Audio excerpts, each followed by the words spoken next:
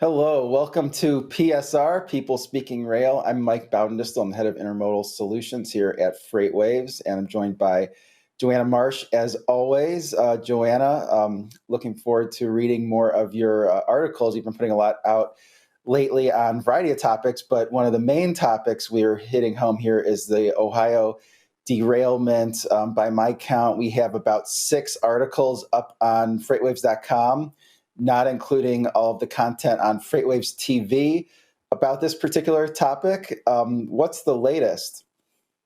Yeah, sure. Yeah, there's just a lot of good stuff out there. Rachel Premack with FreightWaves had written a piece just kind of looking at the maintenance issue of what's sort of is there sort of were there sort of preventative steps that could have been taken, like looking at maintenance, and I saw the interview that you and Rachel did today on FreightWaves Now, which I thought was just pretty good, kind of looking at you know, uh, as you mentioned, sort of, everyone's pointing the blame at Norfolk Southern, but like, what other factors are there that consider? So, check those two things out. And then, of course, the investigation is still ongoing with the NTSB, and the EPA is up there as well, and Norfolk Southern kind of addressing the community concerns.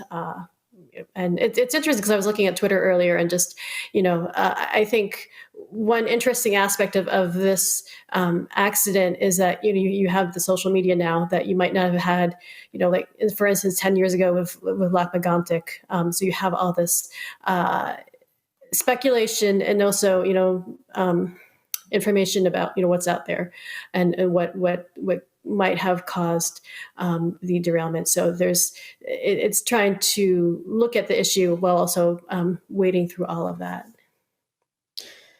Yeah, I would say the social media aspect has not enhanced our ability to keep a calm head and wait for an investigation to take place and just sort of reserve judgment until we know more. It's that whole thing has really been sort of in your face. I mean, just even on Reddit, which I think is less toxic than a lot of the social media sites, it's like nonstop, derailment. How could the Norfolk Southern do this? But I think there's a lot to consider, and I do think the NTSB is going to get to the bottom of this.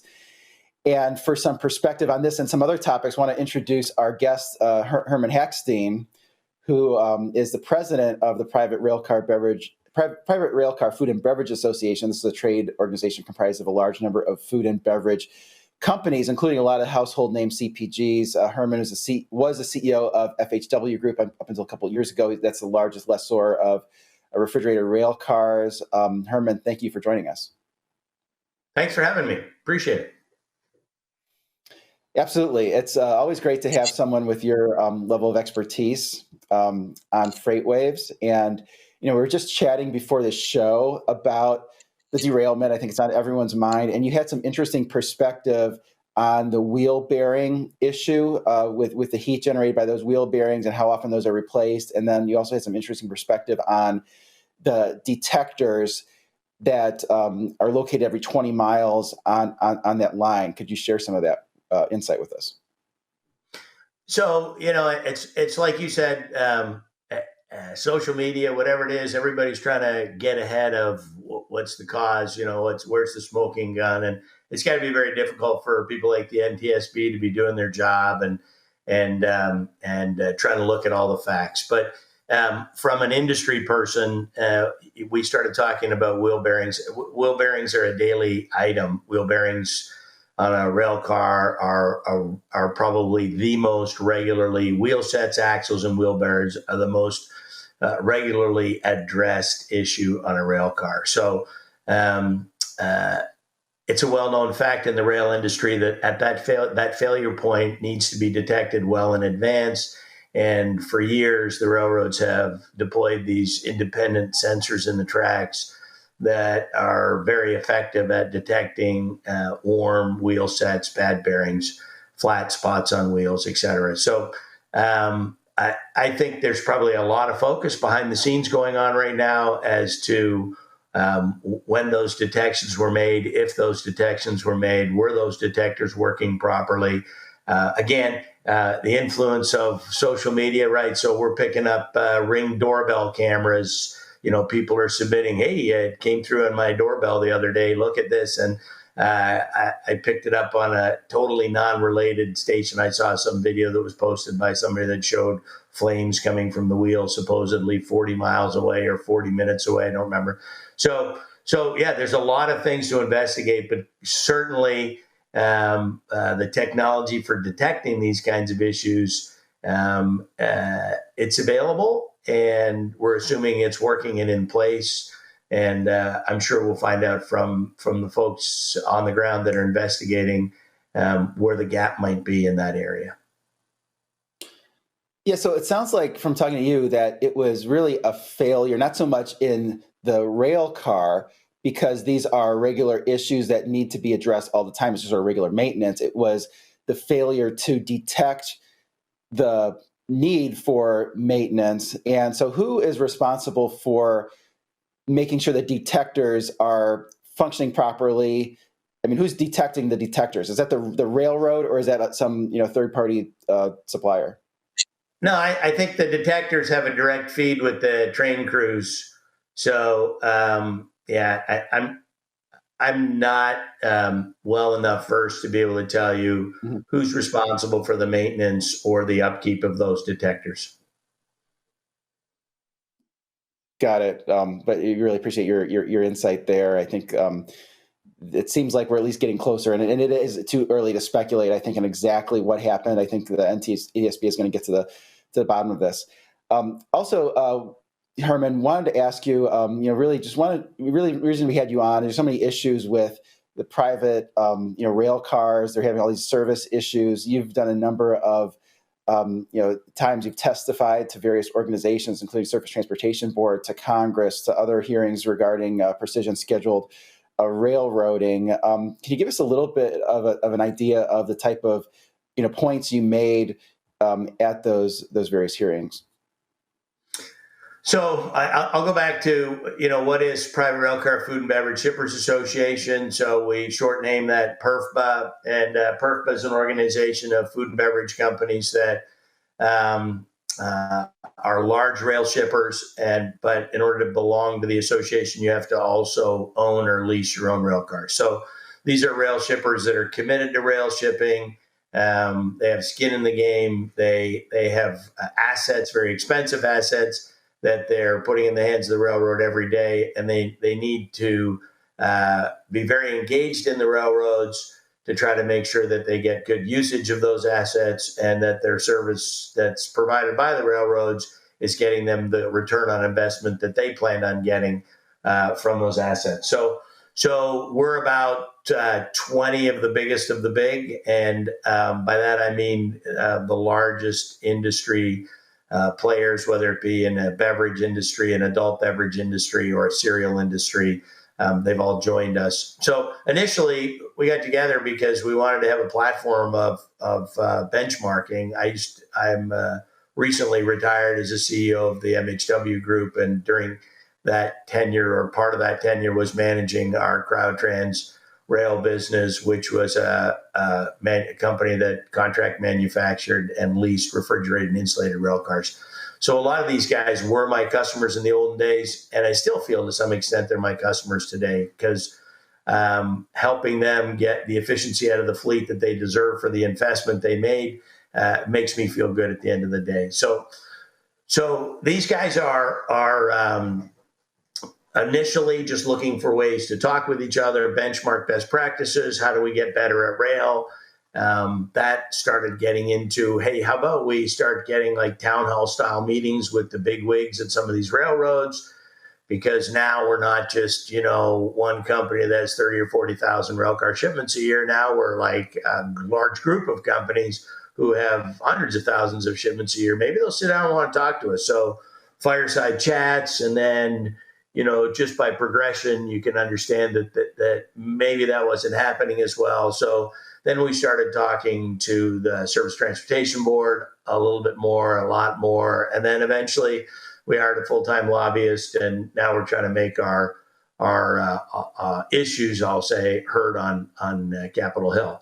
So that's what's led to us testifying at the Surface Transportation Board hearings, testifying before Congress, which I did this spring when we were talking about railroad service failures. So does that answer your question, or where do you want to go from here? Yeah, so it gives us a great sense of what you guys are doing and how you're helping those shippers. I guess from here, how would you describe rail service right now? We heard a lot about service issues the past 2 years. Now rail traffic is kind of mixed, but down, in a lot of segments. Have you seen it gotten any better with, the Union Pacific lifting its embargoes and, just with the lower volume? So volume is flat. I mean, intermodal volumes, well, you're the more the expert, I think, Mike, on it, but intermodal volume continues to be down, right? So, is service getting better? You know what? If you live in Maryland and it's cold every day when it's 30, 40 degrees outside, you say it's a beautiful day. If you were living in Florida and it's 30, 40 degrees, it's absolutely a horrible day. So it really depends on the perspective what you're looking at. And service has been so bad since 2018 that I think people are just starting to accept not good service. So let me put it to you that way.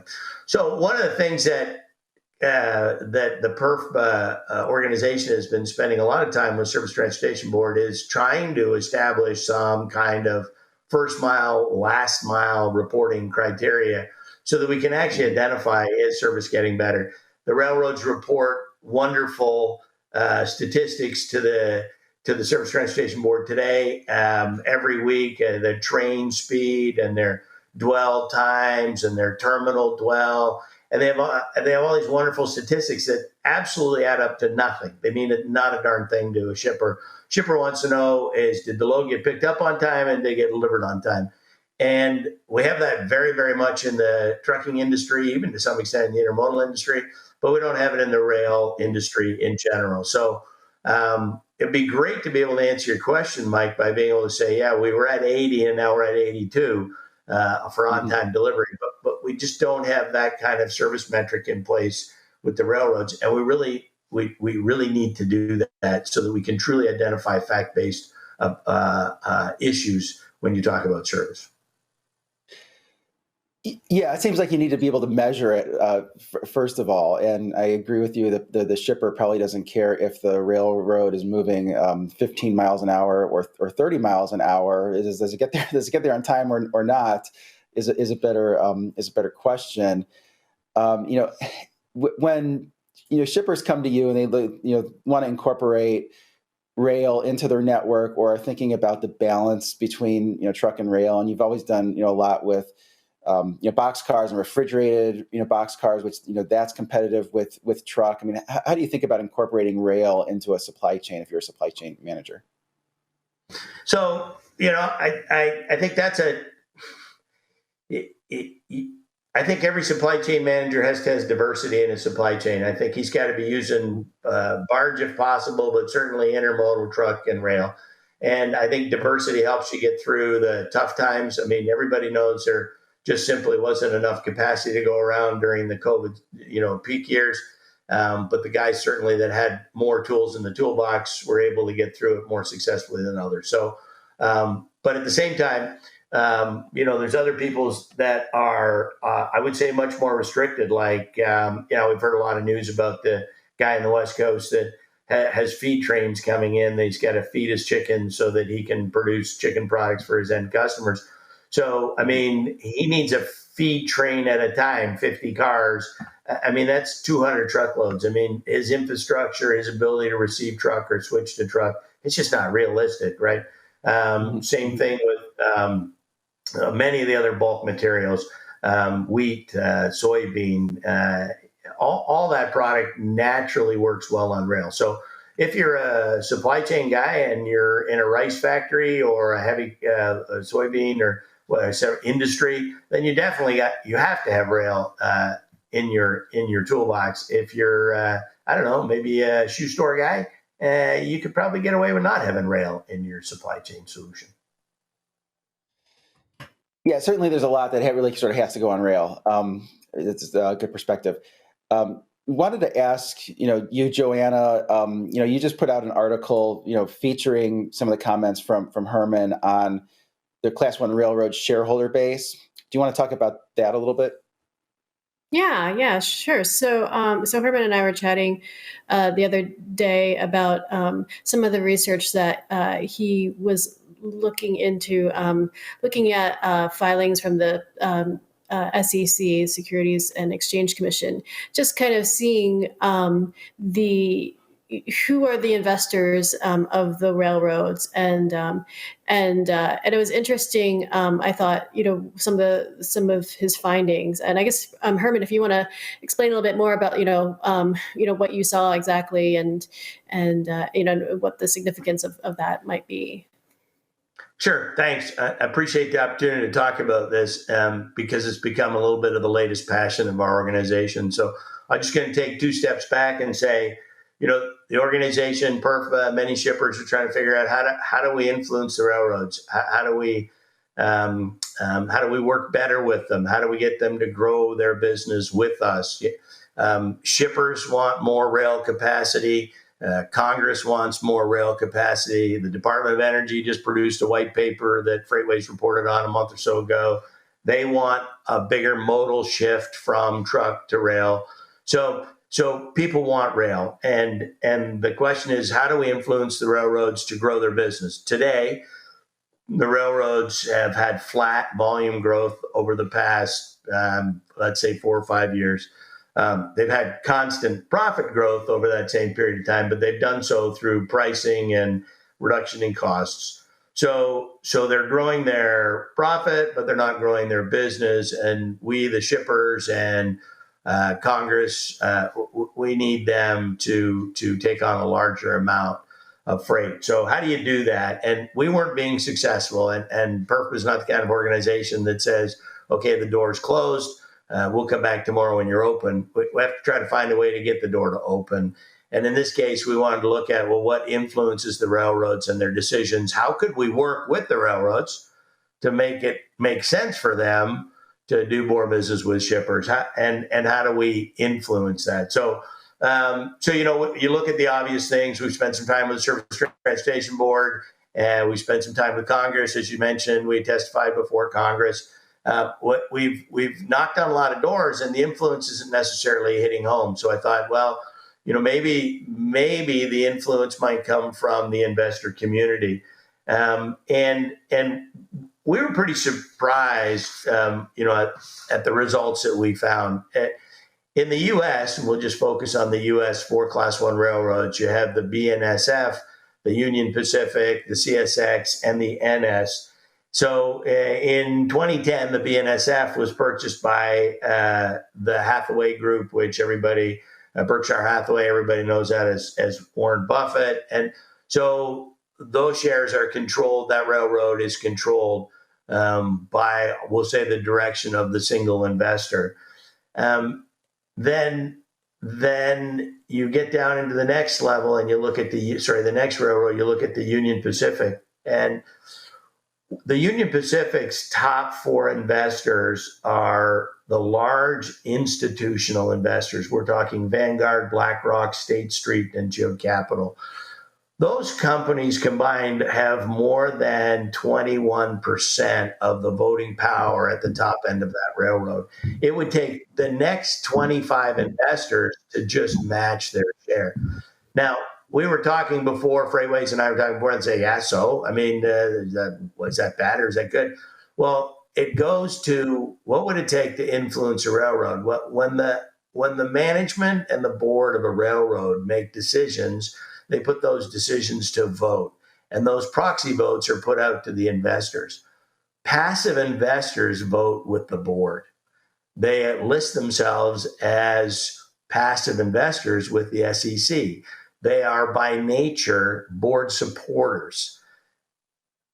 So the influence on the board is from within for at least that percentage of the votes. So in the case, again, we'll go back to the Union Pacific, with 21% of the vote being automatically supportive of the board And then you have the other folks, whether it's employees or executives, that are going to naturally vote with the board in order to overthrow their majority to get something to change. In other words, the board could pass a 20% pay raise for all executives, whether the board would do that or not, but they could put that out there. And the difficulty at being able to overthrow that kind of a business decision is very difficult when the top 20 or 25% of your investors are basically voting with you automatically. So the ability to influence, the ability to change, the ability to get the board to maybe look at things with a more open mind, or maybe from a Department of Energy's perspective, or maybe from a shipper's perspective, it's difficult, and apparently it's extremely difficult to try to get their investment community to help you with those kinds of, I'll say, requests or desires. The other interesting thing we continue to look at, which is, I don't know if it's scary, depending on the industries that you follow, but the next two Class 1 railroads, the CSX and the NS, both have the same top 4 passive investors in their top group of investors. So just try to, again, in English, both of their positions are 20% or greater in the NS or in the CSX, and that position again would outweigh the next largest group of investors by 25 to 30.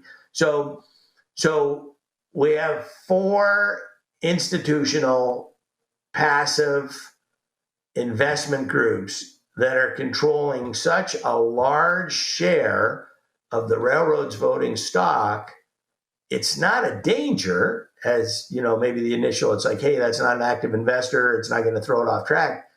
Instead, it's an insulator. It's an influential insulator. Those guys are in it for the long term. They're not going to buy and sell. They're not going to make threats to the board. They're not going to guide.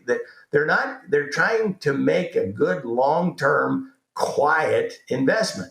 And the question is without the influence of the investors, or at least that large of a part of the investors, what's actually outside influences are actually out there to get the railroads to make some of the decisions that we, the shipper, Congress, or the STB, want them to make. So that's the challenge.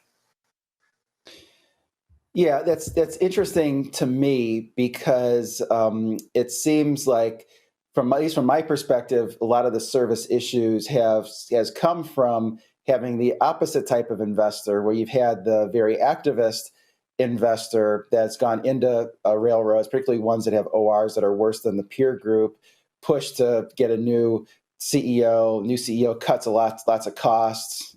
Tells Wall Street they're using PSR, not PSR light, but full PSR, and ultimately that's caused them to not grow the volume, instead focus on the cost reduction. I would think that, at least from my perspective, that having longer term investors would lend itself to looking, needing a way to grow the volume, and recognizing that sort of quarter to quarter, the OR this quarter doesn't make that big of a difference, and there really does need to be an avenue for growth. But I do see what you're saying. If there's not a lot of if those investors are too close to the company and they are not receptive to other ideas, because you could have an activist investor who buys up a small portion of the shares. If they get those large voters on board with one thing or another, then all of a sudden, then it's not as concentrated of a position. But I do